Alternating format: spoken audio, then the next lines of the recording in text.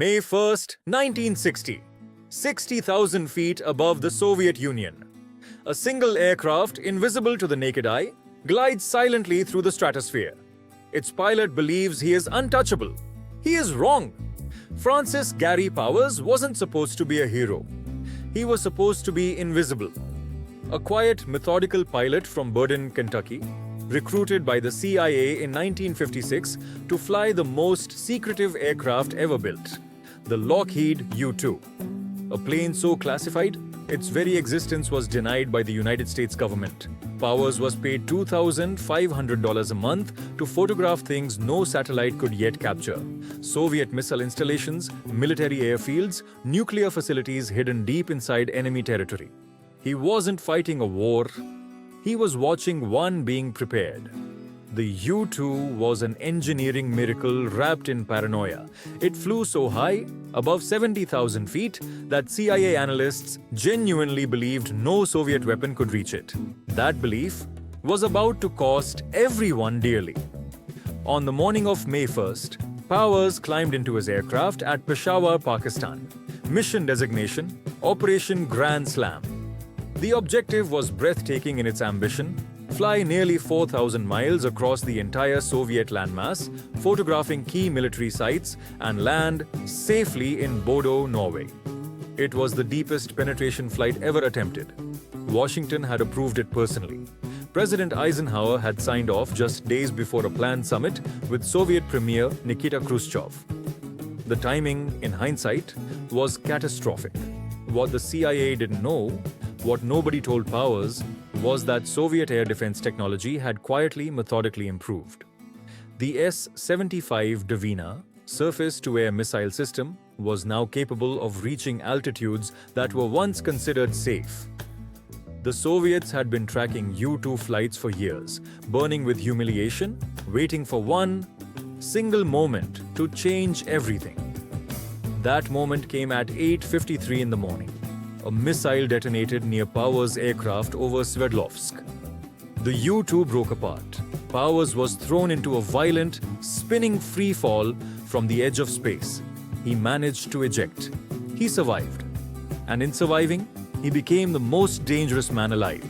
A breathing, talking confession of American espionage dropped directly into Soviet hands. Khrushchev initially said nothing publicly. He waited. He let Washington scramble. The State Department issued a cover story. A NASA weather research plane had accidentally strayed off course. It was a lie delivered with confidence. It collapsed within 48 hours. Khrushchev stepped before the world and revealed what the Soviets had recovered: wreckage of the U-2, its surveillance equipment intact, its film partially developed, and Francis Gary Powers himself, alive, cooperative, and undeniably American. Eisenhower was humiliated on the world stage. The Paris summit with Khrushchev collapsed before it began. The brief thaw in Cold War tensions froze solid again overnight. Powers was put on trial in Moscow, charged with espionage, and sentenced to 10 years. The entire episode, planned in secret, executed in silence, ended in spectacular public failure, became one of the defining embarrassments of American intelligence history. Powers spent 21 months in a Soviet prison before being exchanged on February 10, 1962, on Berlin's Glienicke Bridge, traded for captured Soviet spy Rudolf Abel in one of the most dramatic prisoner exchanges of the Cold War. He came home to a country that wasn't sure whether to call him a hero or a traitor. Congressional hearings scrutinized his every decision. Why didn't he destroy the aircraft? Why didn't he use the CIA-issued suicide pin? Powers answered calmly, honestly, and without apology.